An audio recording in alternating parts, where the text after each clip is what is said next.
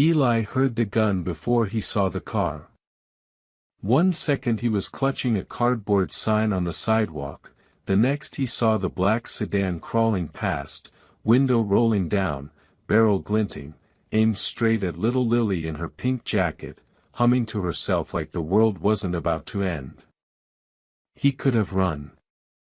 Instead, the homeless kid with nothing sprinted toward the bullets, toward a stranger's daughter, and that single choice dragged the Hells Angels into a war that would stain the streets.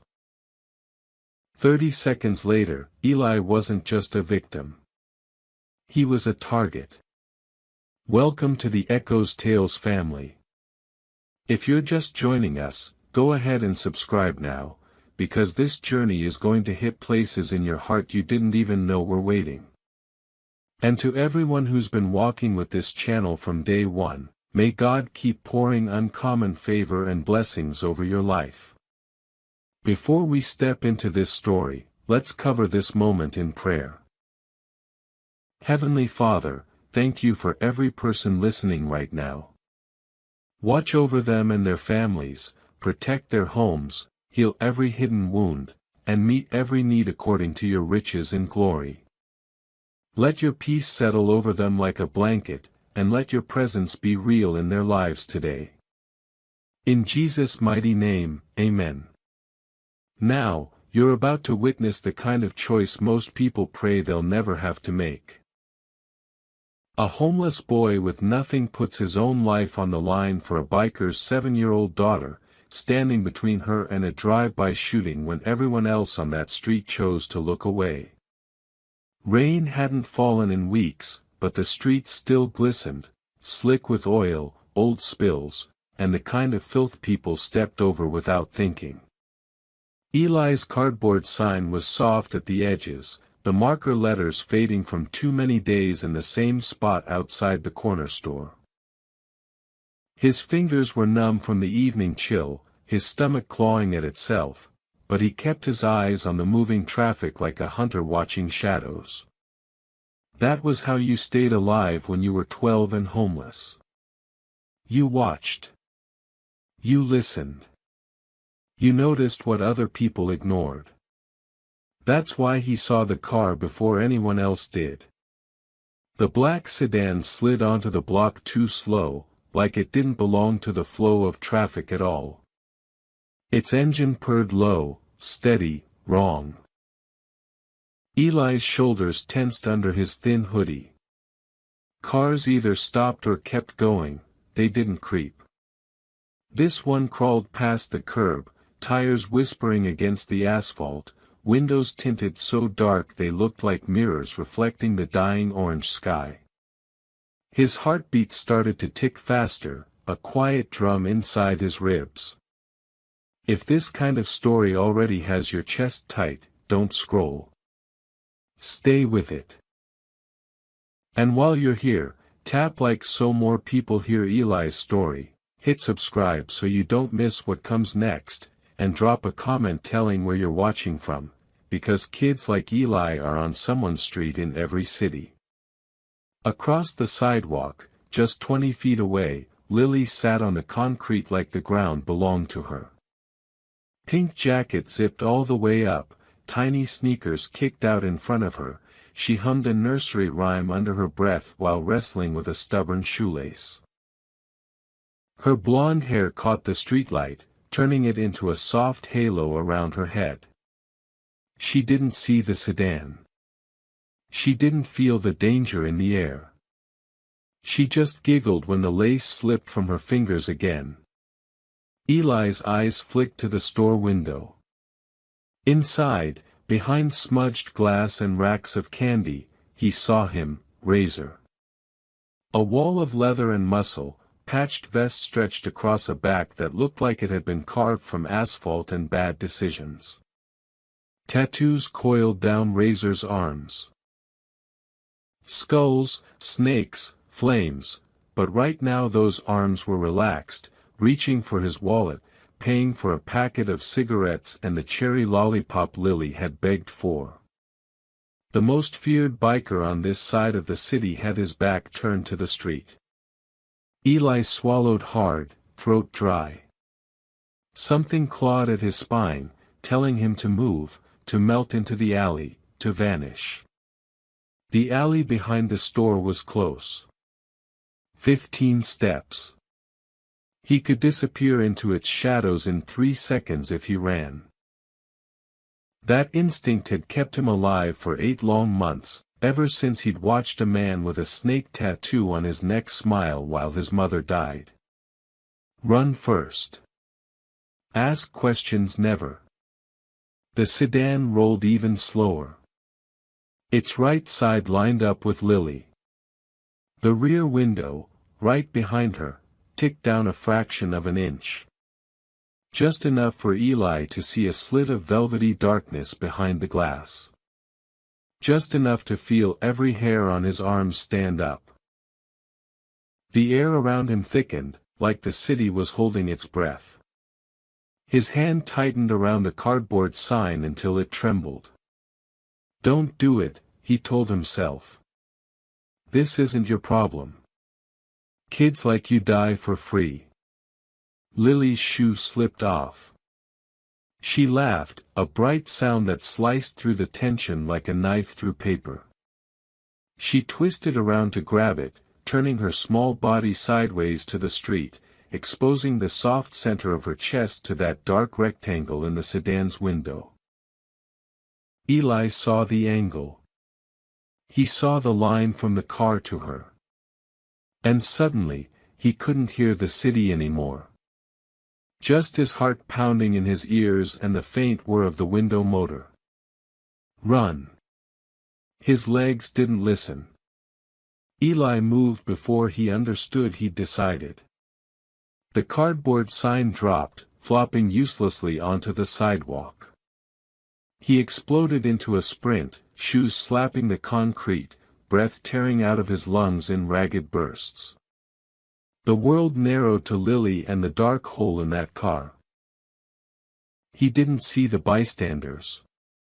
He didn't see the red light at the end of the block. All he saw was the girl who waved at him every Tuesday like he was someone. The window rolled halfway down.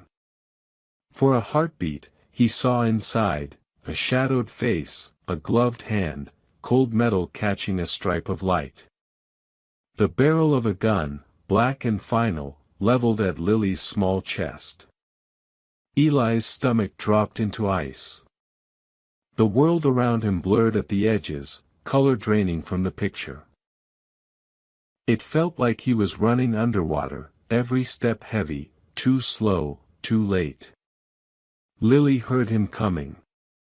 She looked up, confused, as he screamed her name, voice raw and cracked from too many nights begging strangers and too many days going hungry.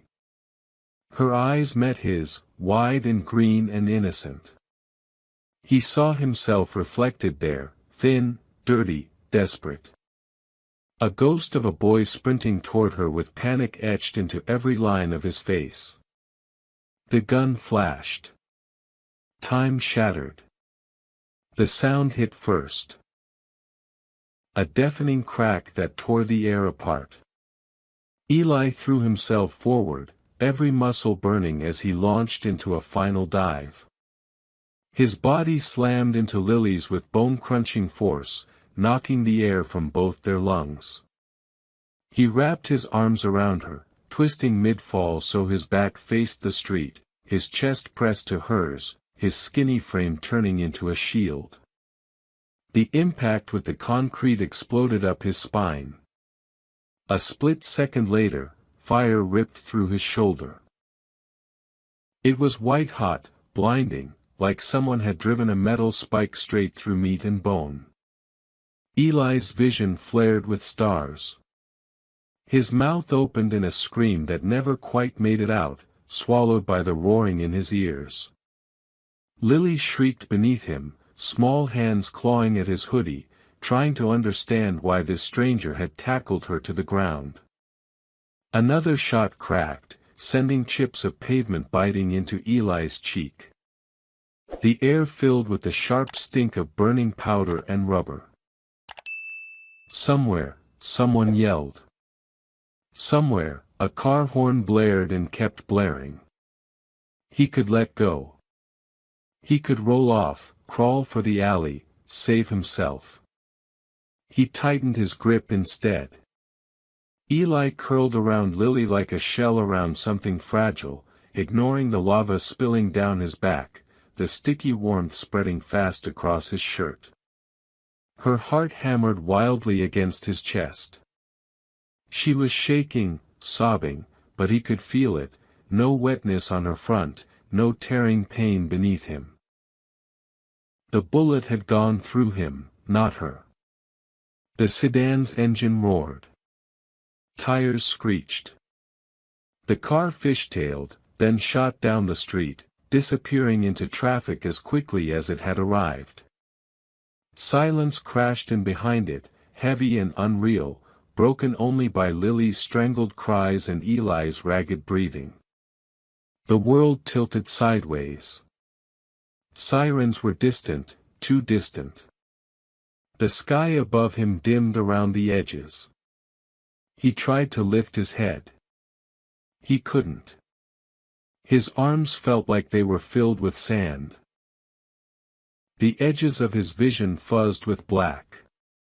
People were moving now, shoes scuffing closer, voices shaking as they cursed, shouted for help, shouted that a child had been shot. Eli wanted to tell them she wasn't. She was fine. She was alive. That was all that mattered. A new sound cut through the chaos. Engines. Not one. Not two. Dozens.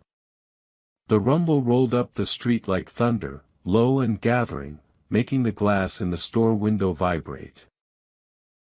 Lily's cries hitched as the sound swallowed everything else. Eli forced his eyes open wider, fighting the darkness clawing at the edges. Through the blur, he saw headlights cresting the end of the block in tight formation, chrome catching the last of the daylight. Motorcycles. Rows of them. They poured into the street like an invading army, leather vests and gleaming tanks, pipes snarling as they split around the scene. Brakes squealed. Boots hit the ground. The air filled with the smell of exhaust and the crackle of idling engines. A circle formed around Eli and Lily, heavy shadows, tattoos, steel, and fury. One of the bikers pushed through the ring, moving faster than the rest. Tall, broad, vest emblazoned with a skull and wings across his back. Razor. His face, usually carved from stone, broke open when he saw his daughter pinned beneath a bleeding boy. He dropped to his knees so hard the sidewalk shook.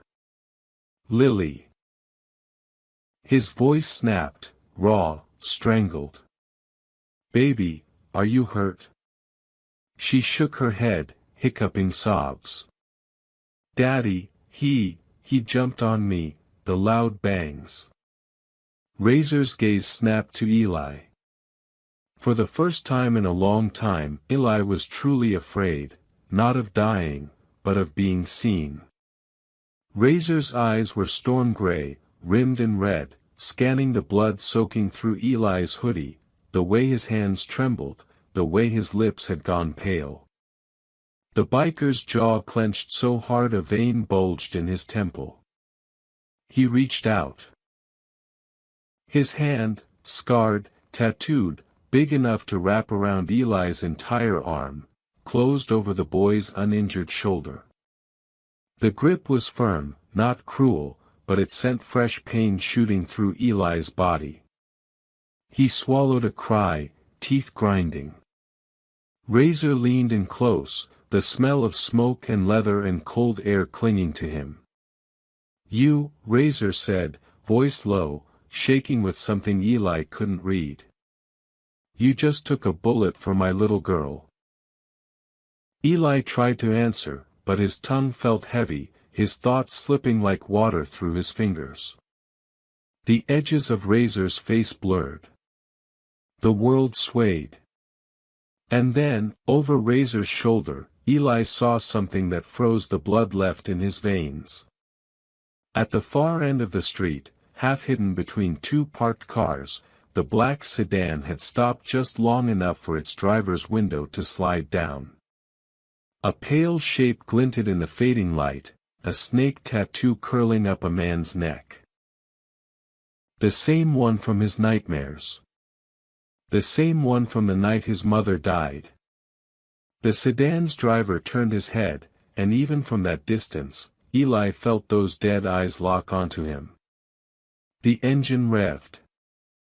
The car slipped away into the maze of the city. Eli's vision finally went black, but not before he heard Razor's voice, rough and deadly, rumbling right against his ear. "Whoever did this," Razor whispered, "just declared war on the wrong family." Eli surfaced from the dark like he was swimming through wet cement. First came sound, a steady, mechanical beep, beep, beep, somewhere near his head. Then the hiss of air, the murmur of voices, the distant throb of engines rolling under everything like a storm waiting outside a window.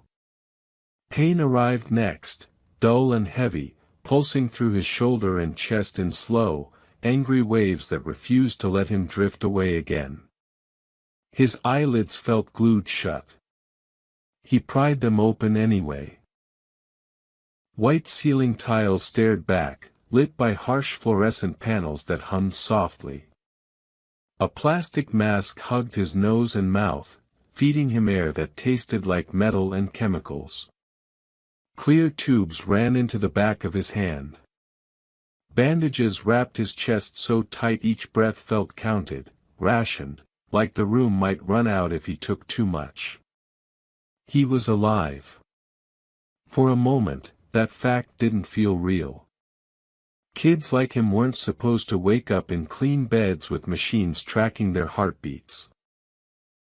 They were supposed to vanish between headlines, fade on sidewalks, become stories nobody finished reading. The door clicked. Soft footsteps entered the room, a rustle of fabric, the squeak of rubber soles on polished floor. A nurse leaned over him, her face a blur that slowly came into focus, tired eyes, kind lines at the corners of her mouth, dark hair pulled back under a cap. "Well, hey there," she murmured.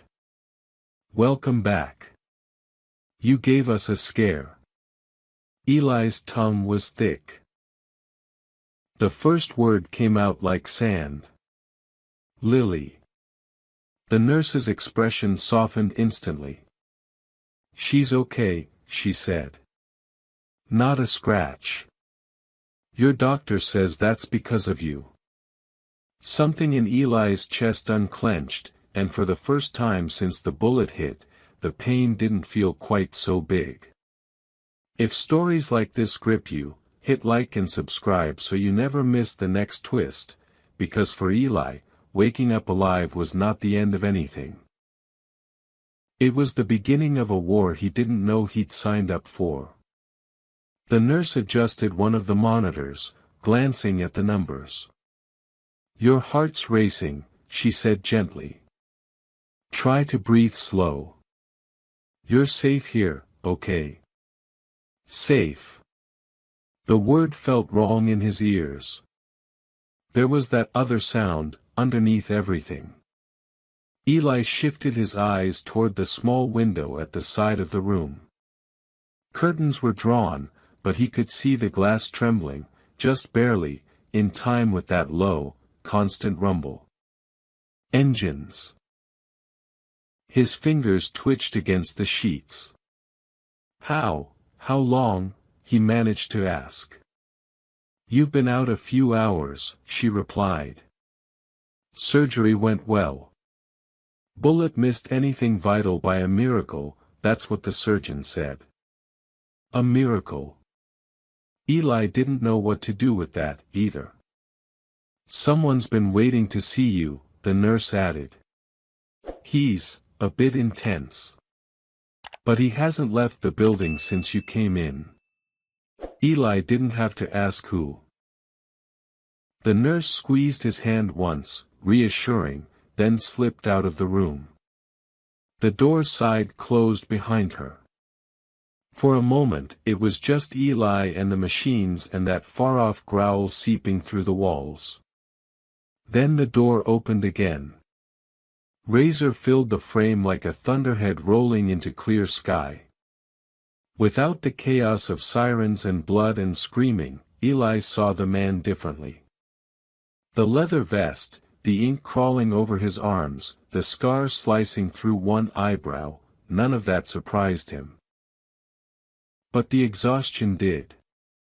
It lived in the slump of Razor's shoulders, in the bruise-colored shadows under his eyes. His hands were still stained faintly red around the knuckles, like the day's violence refused to wash off. His gaze locked onto Eli, and something shifted in his face. "You're tougher than you look, kid," Razor said, voice rough but steadier than before. "Doctor said you tried to bleed out on their table just to make a point." Eli tried to smile. It came out more like a grimace. "Did I win?" he rasped. Razor huffed a breath that wasn't quite a laugh. He stepped inside, letting the door swing shut, and moved to the side of the bed.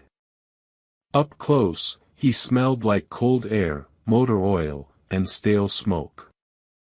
"You kept my girl breathing," he said. "That's winning in my book." "Lily." Eli's chest tightened again. She really okay?" Razor nodded once. "Scared. Shaken. But no holes." His eyes flicked to the monitor, watching the lines jump. "She wants to see you. Doc says not yet." Eli let his head sink deeper into the pillow. Relief made him lightheaded. The pain, the machines, the tight bandages, all of it felt like a bill he'd gladly pay. A moment stretched between them, filled with beeps and a faint rumble beyond the glass. "What's that noise?" Eli asked, though he already knew. Razor turned slightly, glancing toward the window. "That," he said, "is my family making sure nobody finishes what that car started." He crossed to the window, yanked the curtain aside. The lot below glowed under sodium lights.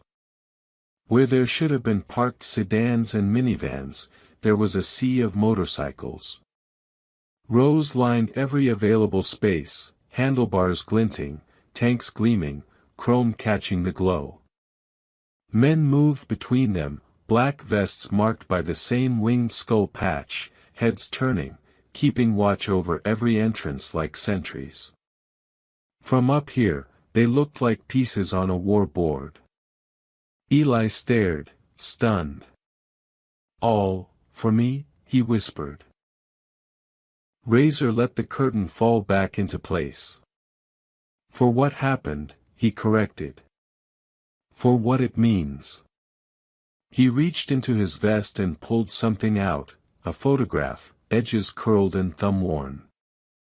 He took a step closer to the bed, eyes suddenly sharper. "I need you to look at something," he said. "And I need you to be honest. No matter how bad it feels." Eli's stomach nodded. "Okay." Razor flipped the photo over. The world shrank. Black and white grain, a zoomed-in frame from some security camera. A man walking through a gas station lot, head turned just enough. The face was partially shadowed, but Eli barely saw it. His attention locked onto the ink snaking up the man's neck. A serpent, coiled, its head disappearing behind his ear. The room tilted. Eli's fingers clawed at the sheets. The monitor's beeping spiked, frantic. "That's him," he choked out. "That's him." Razor's jaw tightened. You're sure? Eli saw the man again, not in pixelated gray, but in the dirty light of a cramped apartment. Leaning over his mother. Sliding a needle home. Smiling as her body jerked and stilled. Turning to a 12-year-old boy half hidden in a closet doorway. Run, little rat. Yeah, Eli whispered. He killed my mom. Razor drew in a slow breath, like he was swallowing something bitter. Name's Victor Rojas, he said. Enforcer for the Serpents. Serpents, Eli repeated, the word foreign and heavy. Rival crew, Razor explained.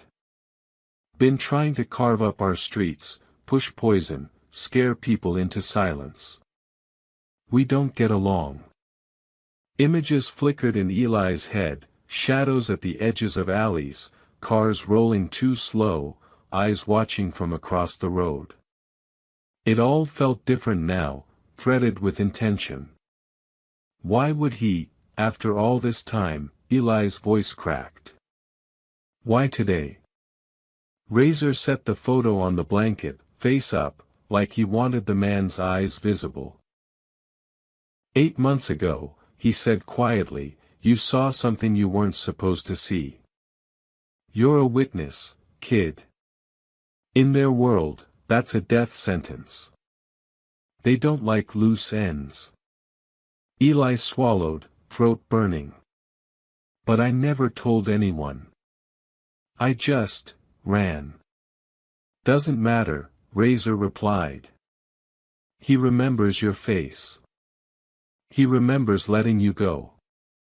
That eats at men like him. They don't sleep right until they erase the mistake. Eli's heart hammered, pounding against the bandages. So that car. It was for me. Razor's gaze didn't waver. Lily was collateral. They knew you'd be near that corner. They gambled you'd run toward the danger instead of away. The hospital room suddenly felt too small. The sheets too tight. The air too thin. All this time, Eli whispered. I thought I was just unlucky. Just trash no one cared about. Razor leaned in, bracing one tattooed hand on the rail. You are not trash, he said, each word hard and deliberate. You're leverage. You're a threat.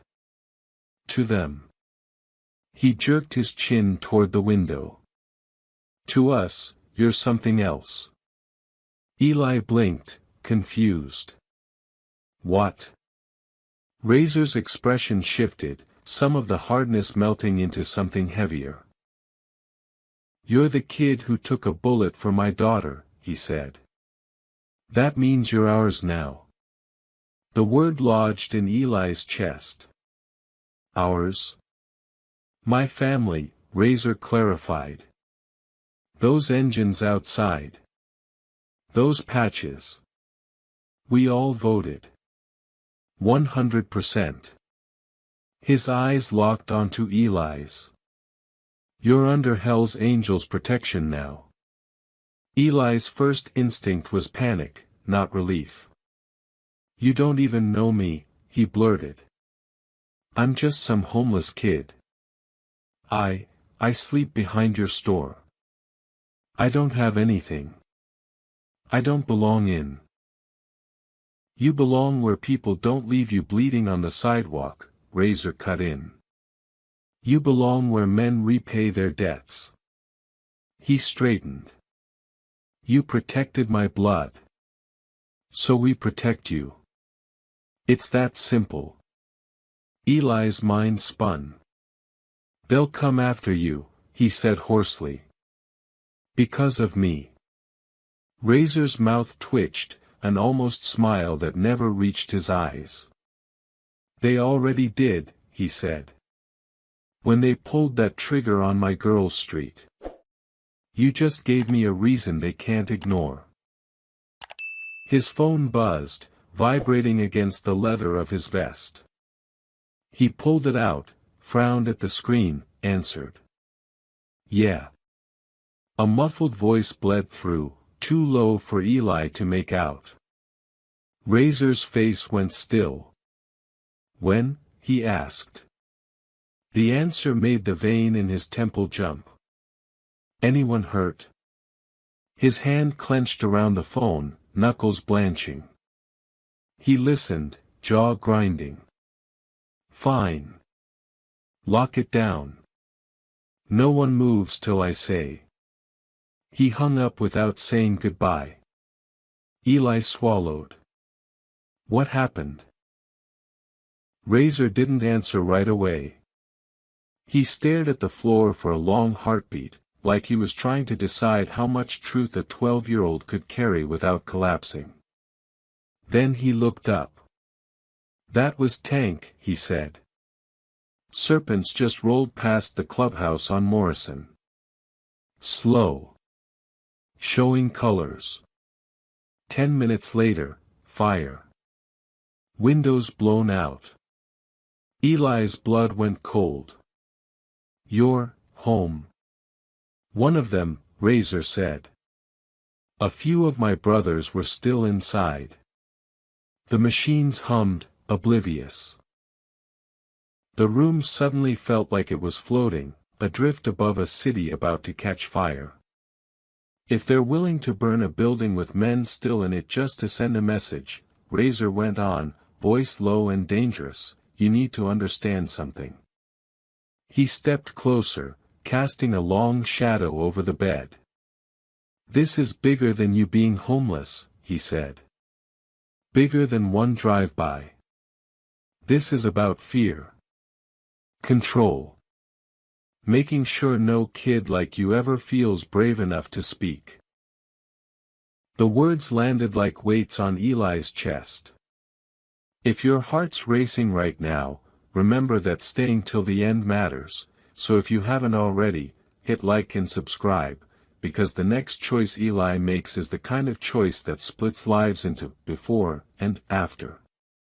What choice? Eli whispered. What can I even do? Razor's eyes burned.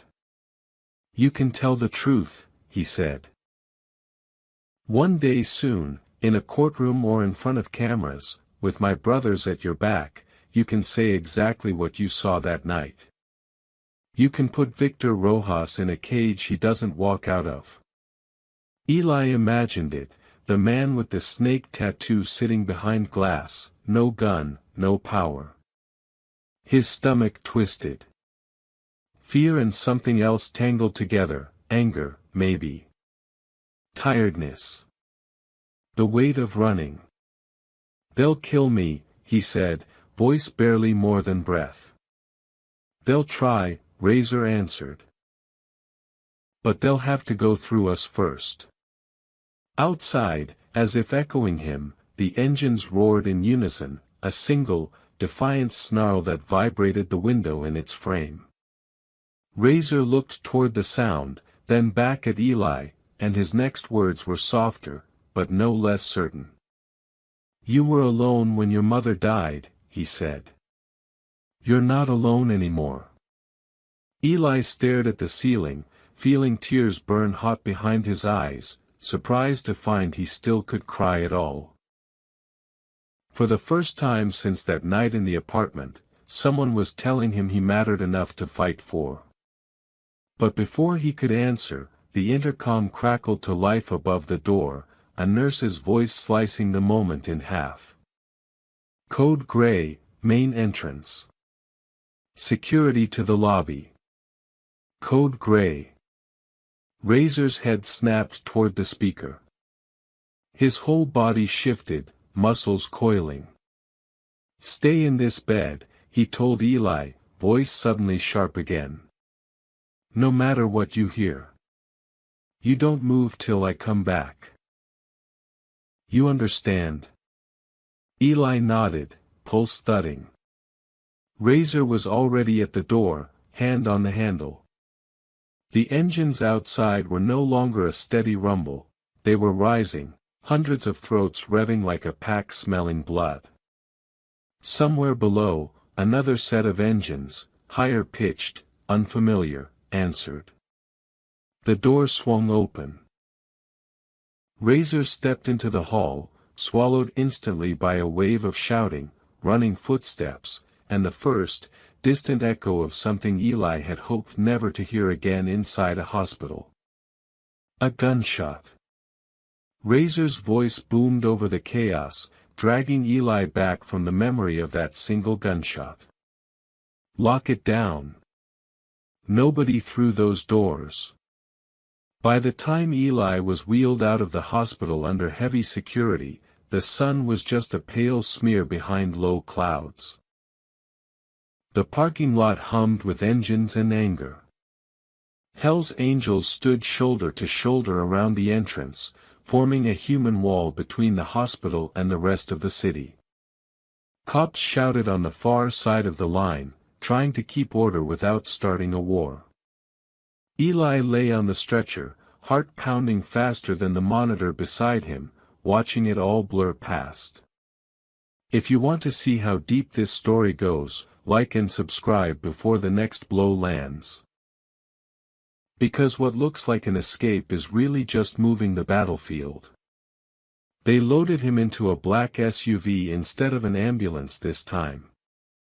2 bikers climbed in with him, filling the back seat with leather and tension. Razor took the front passenger seat, shoulders so broad he seemed wedged into the frame. As the doors slammed shut, the outside noise dulled, replaced by the low rumble of engines forming up around them. A convoy. Eli's fingers curled in the blanket. "Where are we going?" he asked, voice thin. "Someplace they don't know yet," Razor said without turning around. "Cabin about an hour out. Quiet. Off the main road. You'll rest. We'll plan." Eli stared at the back of Razor's head, at the short dark hair flecked with gray. "What about Lily?" "She's already there," Razor replied. "Tank took her as soon as the first Serpent bike showed up. She's safe." Safe. The word loosened something in Eli's chest and tightened something else. Lily was a soft spot in a world made of hard edges. Knowing she was away from the hospital, away from the guns, made him breathe a little easier, until he realized what it meant. "They'll come there," he said quietly. "If they find out where it is."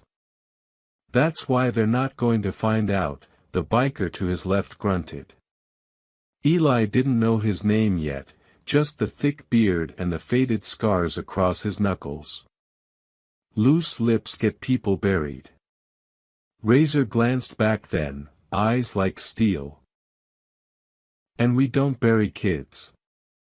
The SUV rolled out, escorted by a swarm of bikes. In the side window, Eli watched the hospital shrink behind them. Police lights flashed. Nurses watched from windows above, faces pale and small. Somewhere inside that building, another family was hearing bad news, but the world outside turned on the sight of one homeless boy and one biker crew. For the first time, Eli understood the weight of being the center of something. The city thinned as they drove. Buildings gave way to warehouses, then to scrubby lots, then to stretches of road flanked by trees.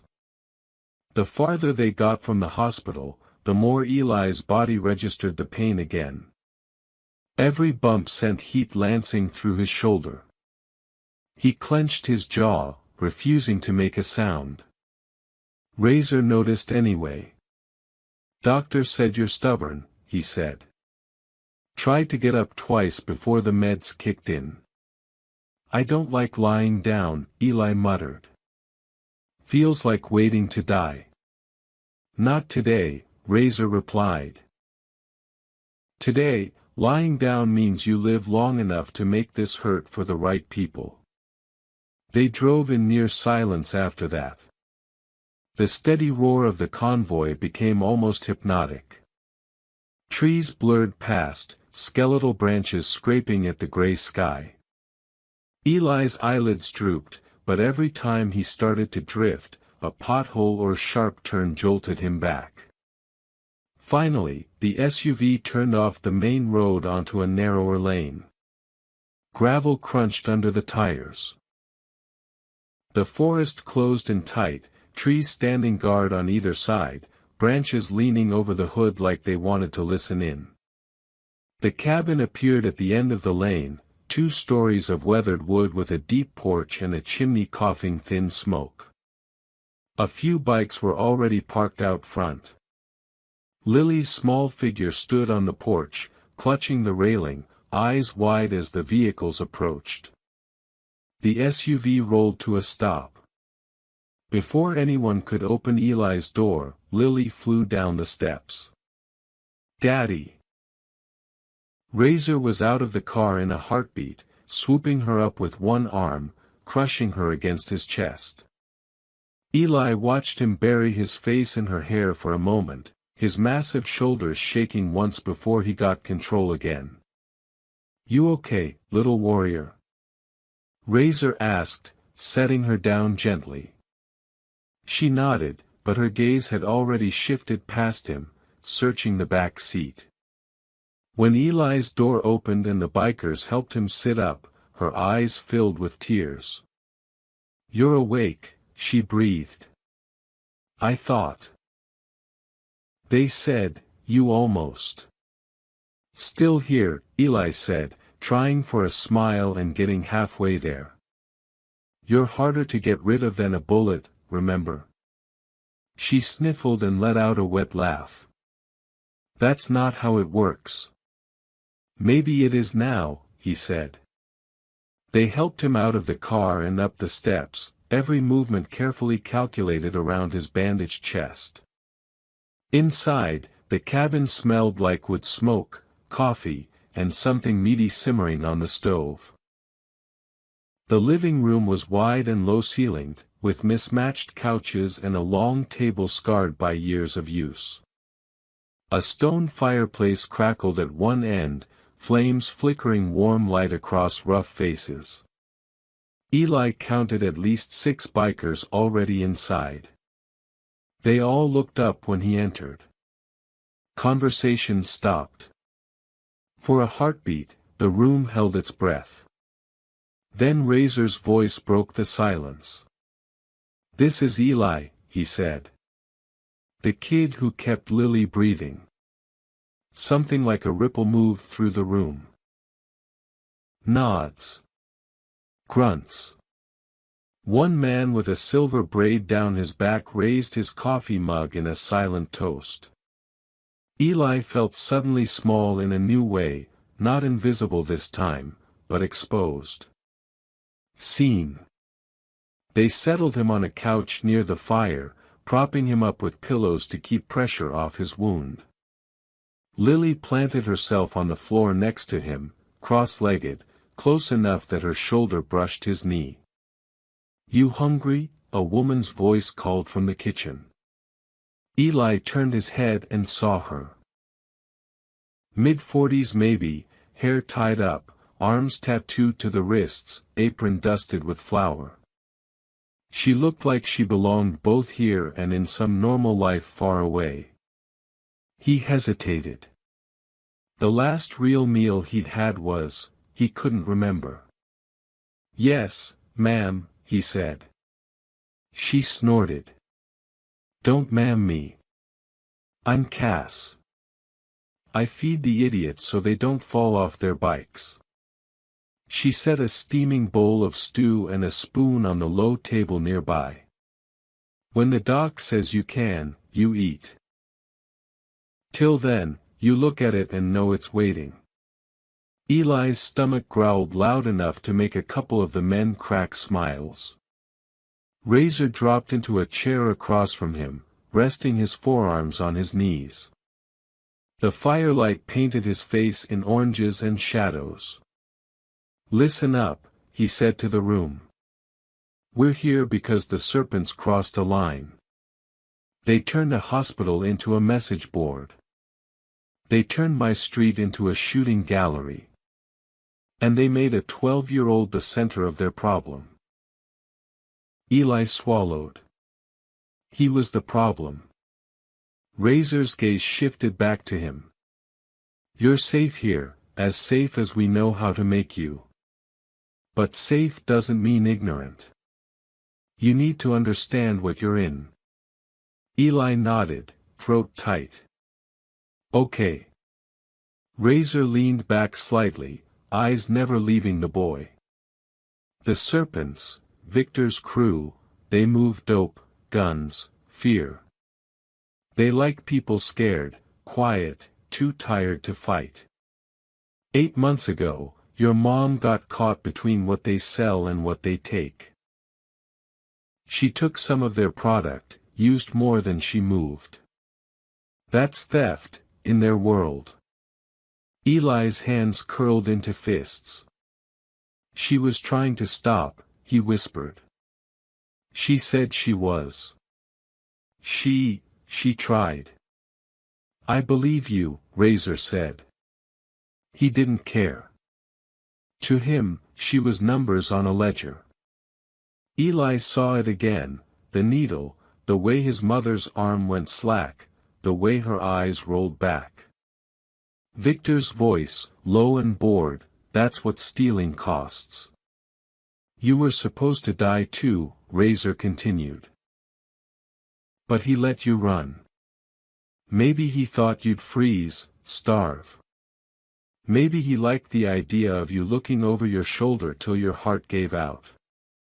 The room was dead quiet except for the fire and Eli's uneven breathing. "Instead," Razor said, "you showed up on my street. And my little girl started waving at you like you were a neighbor, not a ghost." Lily's fingers tightened around the edge of the couch cushion. "I liked him," she said quietly. "He always smiled back. Even when he looked tired." Eli stared at the flames. "I didn't smile," he murmured. "Not really." "You did," she insisted. "A little." Razor let the exchange hang in the air a moment, then cleared his throat. "Here's where it gets ugly," he said. Word got back to Victor that the kid from that night, the one he let go, was still breathing. Still in the same city. Still seeing and hearing things he shouldn't. Eli looked up, heart pounding. "How?" Razor's jaw flexed. "Information moves. People talk. Maybe someone at the shelter saw you. Maybe someone at the corner store mentioned you in the wrong year. Doesn't matter how. What matters is they decided to fix their mistake." "The drive-by," Eli said. Razor nodded. "That wasn't random. That was housekeeping." The fire popped, sending a shower of sparks up the chimney. "If they're willing to shoot up a street with kids on the sidewalk," Cass said from the kitchen doorway, arms crossed, "what do you think they'll do when they figure out we're keeping you?" The question hung like smoke. Eli's stomach rolled. "I don't want anyone hurt because of me," he said, voice tight. "I can go. I can disappear. I've done it before." "You walk out of here," Razor replied, "you're dead before the week's out. Alone. Scared. In some alley where nobody hears you." He let that sink in. "You stay," he went on, "you've got 200 brothers who will put their bodies between you and whatever comes." 200. The number still didn't feel real. If that choice feels heavy from where you're sitting, the narrator's voice might say, imagine carrying it with bullet wounds and a past that won't stop bleeding. So if you're still here, hit like and subscribe, because the next move Eli makes is going to decide who lives long enough to regret it. Eli stared at his bandaged chest, at his thin hands, at the photo Razor had laid on the table, Victor's snake tattoo glaring up from the grainy paper. "What do you need from me?" he asked. Razor's answer was simple. "The truth." Eli looked up, confused. "You remember details," Razor said. "The apartment. The time of night. What he said. Where he touched her. You hold on to that. One day, when the time's right, you tell it to people who can put ink on paper and chains on wrists." Eli's throat closed. "You mean, testify?" "Yeah," Razor said. "With us sitting behind you so he sees exactly who's carrying your voice." The idea terrified him. It also lit a small, fierce fire somewhere under all the fear. "What if he gets to me first?" Eli whispered. Razor's gaze hardened. "Then we failed. And I don't fail where my family's concerned." Lily stood up suddenly, moving to Eli's side. She reached for his hand. He hesitated, then let her fingers curl around his. "You're my hero," she said, like it was the simplest fact in the world. "Heroes don't run away."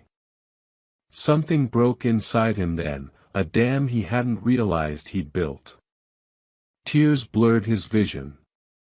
He looked away quickly, blinking hard. "I'm not a hero," he murmured. "Maybe not yet," Razor said. "But you're about to be something that scares men like Victor more than bullets do." Night settled fully outside, pressing against the cabin windows. The fire burned lower. One by one, the bikers moved to their positions, some outside on watch, some at the table going over maps and notes, murmuring names and routes. Eli's eyelids grew heavy again. Painkillers and exhaustion tugged at him, but he fought sleep, afraid of what might wait behind his eyes. "You rest," Kaz said, taking the untouched bowl away. "We'll keep the monsters out." Eli let his head sink back, Lily's hand still in his. For the first time since his mother died, he drifted toward sleep in a real bed, under a real roof, knowing there were people awake who cared if he was still breathing when the sun came up. He almost made it all the way under. Almost. Then, from outside, a bike engine revved, once, sharp and wrong. Not the low, familiar growl he'd started to recognize, but a higher, thinner snarl. Another answered it. Then another. The front door rattled. One of the men at the window swore under his breath. "Headlights," he hissed. "Coming up the road. No patches. No lights. Too slow." Razor was on his feet in an instant, all softness gone from his face. "Get Lily to the back room," he snapped. "Now." Eli too. Lily froze. "Daddy." "Now," he repeated, voice like a crack of thunder. Cass grabbed Lily's shoulders, steering her away. Another biker moved to lift Eli, careful but urgent. Pain flared as his body shifted, stealing his breath. Through the front window, Eli saw them. Dark shapes between the trees. Bikes creeping up the lane with their headlights off. Figures dismounting, spreading out, guns glinting faintly in the dim. They'd found the cabin. Razor reached behind his back and drew a pistol, the motion practiced, fluid. His jaw clenched as he moved toward the door, every line in his body radiating a single, lethal promise. Eli's heart hammered against his ribs. The biker carrying him hesitated in the hallway, torn between getting the boy to safety and the pull of the fight. Outside, gravel crunched under unfamiliar boots. Someone kicked the front step. A voice, muffled but unmistakably amused, called out from the darkness. "Nice place you got here, Razor. Be a shame if the kid bled out on the rug." Razor didn't hesitate. "Positions," he roared, voice shaking the cabin walls. Men moved like they'd rehearsed this scene 100 times in the dark. Bikes forgotten, cards and coffee abandoned, every lazy slouch snapping into sharp purpose. Boots thundered against old floorboards. Weapons appeared from under jackets, from behind beams, from hidden racks above the door. The air thickened, charged with gasoline, gun oil, and the one emotion Eli knew better than hunger. Fear. If stories like this have you hooked already, like and subscribe so you don't miss what's coming next, because Eli is about to find out what it really costs to be called family. The biker carrying Eli shifted him higher, ignoring the boy's hiss of pain, and moved down the hallway toward the back bedroom. Lily clung to Cass's side, small fingers digging into the woman's arm, eyes locked on her father's back as if she could hold him in place just by staring hard enough. "Daddy," she cried. "Don't go out there." Razor didn't turn around. "You know the rules, Lily," he said, voice low but steady. "War stays outside. You stay behind the door." Cass pushed her gently toward the rear room. "Do what he says, baby," she murmured. "His job is to keep them out. Ours is to stay alive while he does it." Eli wanted to argue. To say this was his fault, his fight, his mess that had spilled onto their porch. But every time he tried to draw enough breath for a sentence, his shoulder screamed, reminding him he was one wrong move away from collapsing. From the porch, the voice came again, casual and cold. "Come on, Razor. You gonna make me knock twice?" The doorframe creaked as Razor stepped up to it. One of his brothers flattened to the side, gun trained on the wood. Another slid toward the back window, covering the unseen angles. The cabin felt suddenly smaller, like the whole world had shrunk to these walls and the dark shapes lurking just beyond them. The biker carrying Eli ducked into the back bedroom and eased him down onto a narrow bed. The spring squeaked. Eli's breath hitched, white-hot pain flaring across his chest. "I'm staying," Eli managed. "Don't lock me in alone." The man, broad, bald, a faded tank patch on his vest, hesitated. Then he nodded once and moved to the window, peering through the edge of the curtain, rifle low but ready. Lily slid onto the bed beside Eli without asking, pressing herself against his good side. Her small body shook with silent sobs. He could feel her heartbeat against his arm, wild rabbit fast. "Hey," he whispered, forcing his voice to steady. "Remember what you called me?" She sniffled. "My hero." "Heroes don't fall apart while the scary stuff's happening, right?" he said. "They wait till it's over." "You're shaking," she whispered back. He let out a breath that was almost a laugh. "Don't tell on me." Up front, Wood groaned. Razor's silhouette passed the hallway as he stepped onto the porch. Every floorboard seemed to remember his weight. The moment he crossed the threshold, the energy in the room shifted, even hidden in the back, Eli could feel it, like the air had snapped a line between two storm fronts. "Victor," Razor called out. No hesitation.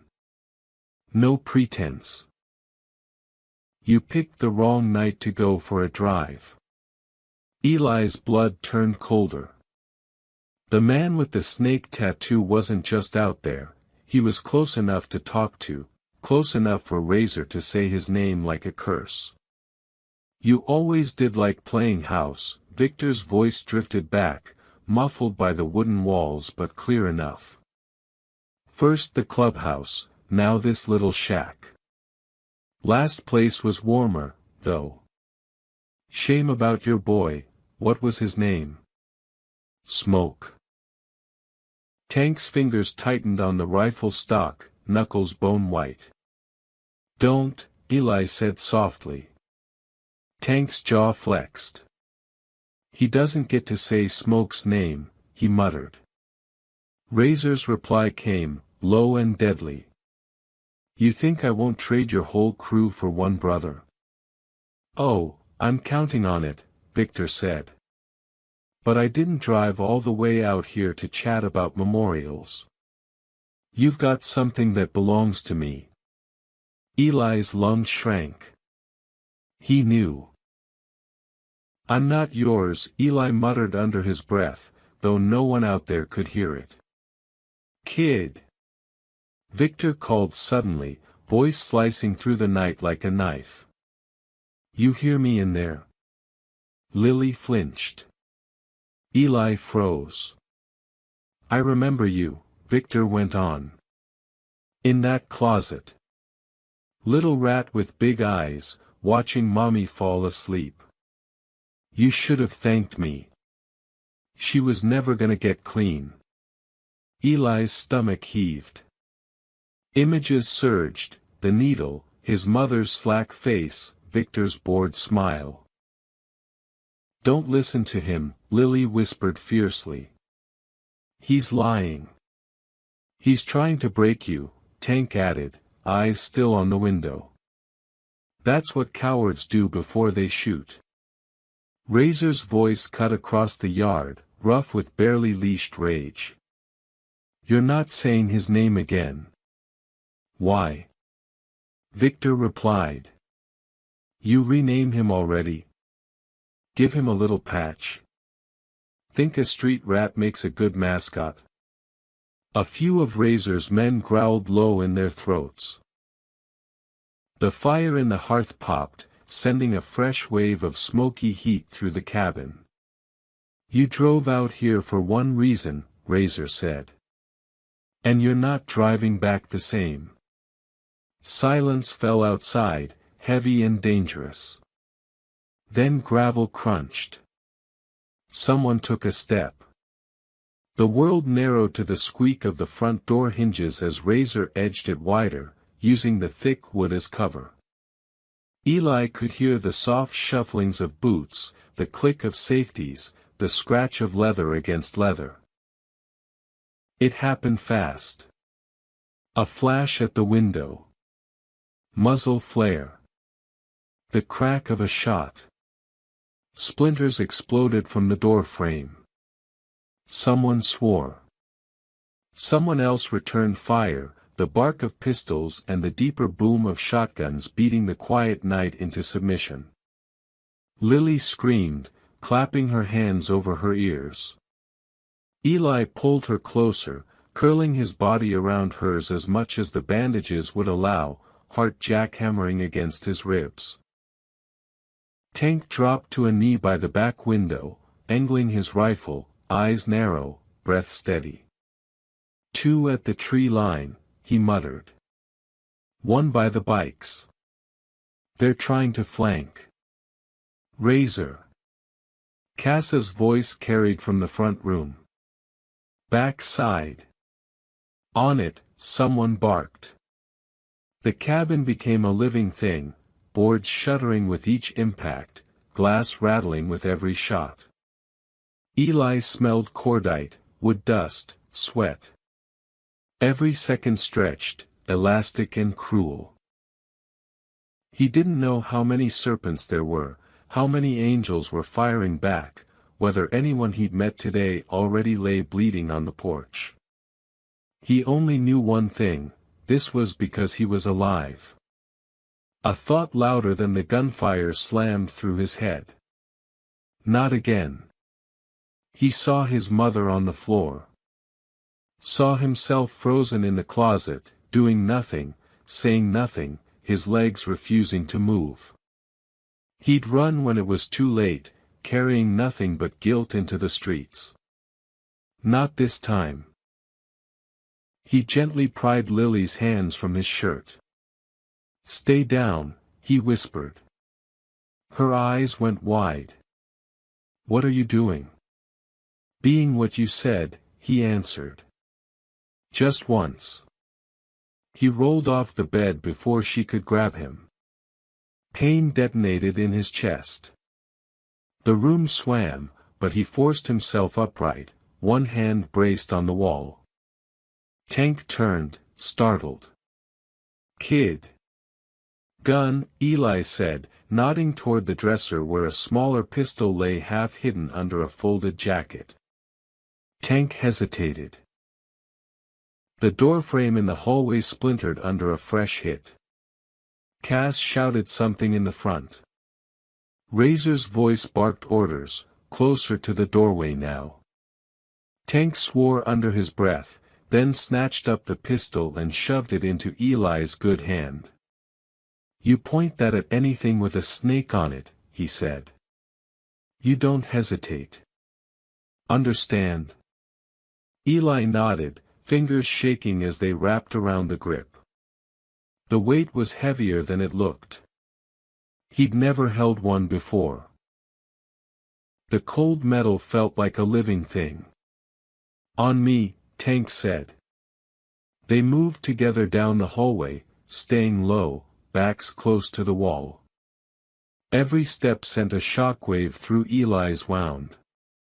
He clenched his jaw, timing his breaths with the bursts of gunfire, trying to make his fear small enough to fit between heartbeats. The living room was chaos, bodies shifting, flashes of light, smoke curling toward the rafters. Razor was behind the overturned couch, gun out, firing measured shots between the gaps. Cass crouched near the kitchen doorway, a shotgun braced against her shoulder, jaw set like she'd been born for this. "Back window." Tank called, sliding into position. "Two at the woodpile." Razor glanced back once, eyes widening when he saw Eli. "I told you to stay put," he snapped. "I'm tired of hiding in closets," Eli shot back, surprising himself.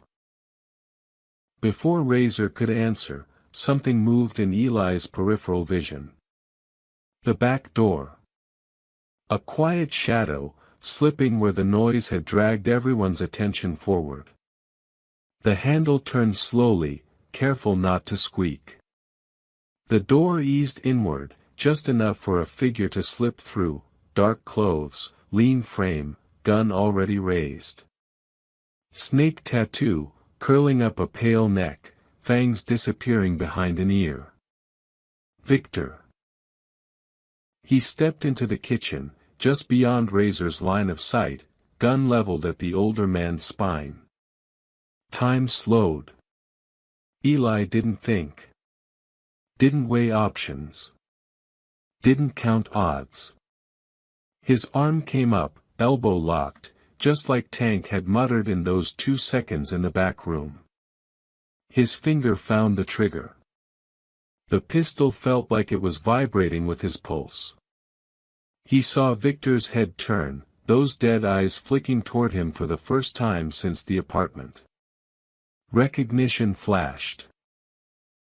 Surprise, then something like amusement. "You again," Victor said. Eli fired. The recoil slammed up his arm, jarring his shoulder, sending fresh agony screaming through his chest. The shot was loud enough to ring his ears. For a heartbeat, he thought he'd missed. Then Victor's gun hand jerked sideways. The bullet slammed into the frame instead of Razor's back. Victor staggered, clutching his shoulder, eyes flashing with something new. Rage. He swung his gun toward Eli, lips peeling back. Razor spun at the same time, reading the scene in one glance. His own pistol snapped up. 2 shots. One from Victor. One from Razor. Victor's went wide, splintering the cabinet above Eli's head, showering him in with dust. Razor's hit center mass. Victor staggered back, eyes wide, snake tattoo twisting as his body folded. He crashed into the side of the table, knocking a chair over, then hit the floor hard, gun skittering away. Silence dropped like a curtain. Outside, the remaining Serpent's engines revved, then faded as bikes peeled away into the trees. Their courage had been hit as hard as their leader. Inside, only the fire crackled and the occasional groan of settling wood. Eli's knees buckled. The gun slipped from his fingers, clattering to the floor. The room tilted. He grabbed for the counter and missed. The world rushed up. Razor caught him before he fell, strong arms scooping him up like he weighed nothing. "Easy, kid," Razor murmured, voice rough. "Easy. I've got you." Eli's breath came in gasps. His shoulder burned. His chest felt like it might split.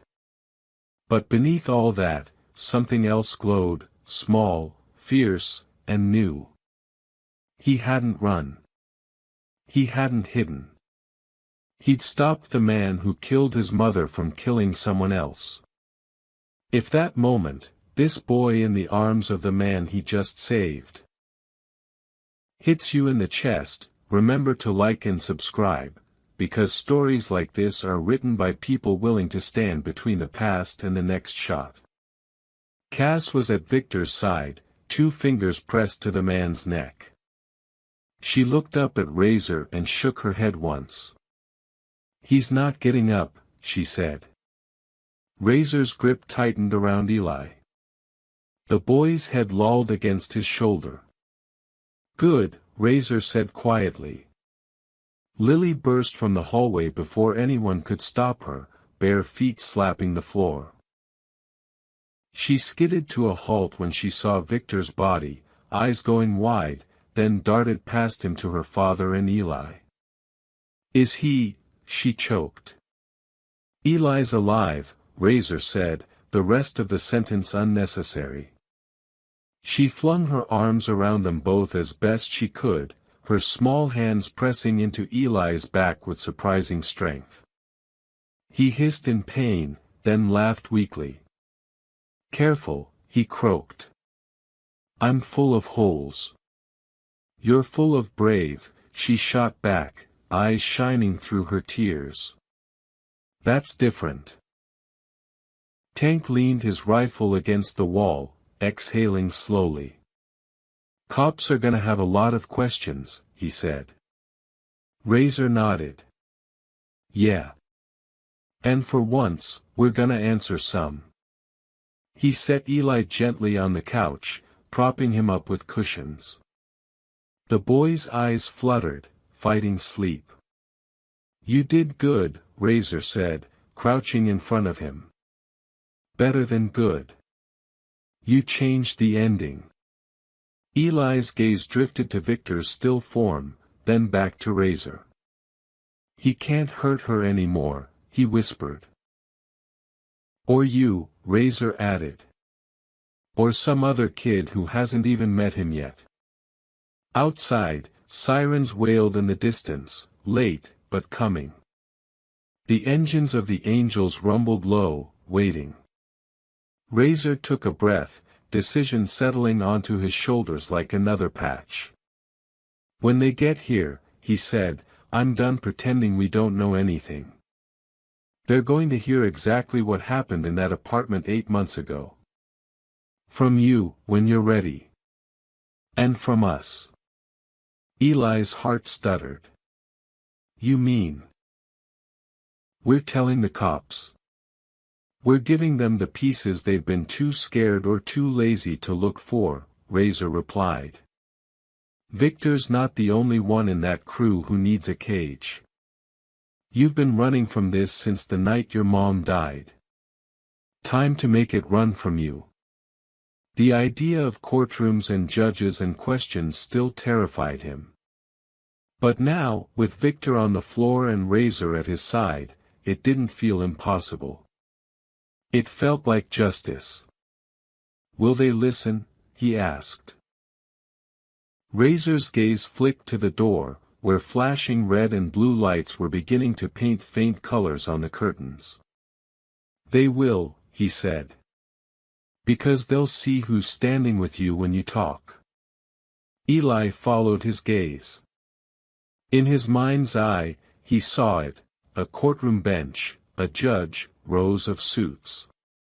And behind him, filling the seats, a wall of leather vests and winged skull patches. Not just criminals. Not just bikers. Family. He let out a shaky breath. Okay, he said. I'll tell them everything. Razor's mouth quirked into the first true smile Eli had seen on him. That's my boy.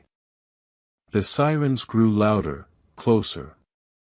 Doors slammed outside. Radios crackled. For once, the chaos didn't feel like the end of something. It felt like a line being drawn. Eli leaned back against the cushions, eyelids drooping. Lily remained tucked against his side, refusing to move. Cass hovered nearby. Tank took up a position by the door, unarmed now but no less solid. Razor stood, rolled his shoulders, and headed for the front door to meet the arrival of uniforms and flashlights, of questions and reports and the long, messy process of telling the truth. Eli watched him go, feeling his chest ache in a new way. What happens after? He asked quietly, more to himself than anyone else. When the talking's done. Lily heard him anyway. You come home with us, she said firmly. Daddy said. Yeah, he murmured. Yeah, she insisted. Because you're not the homeless boy anymore.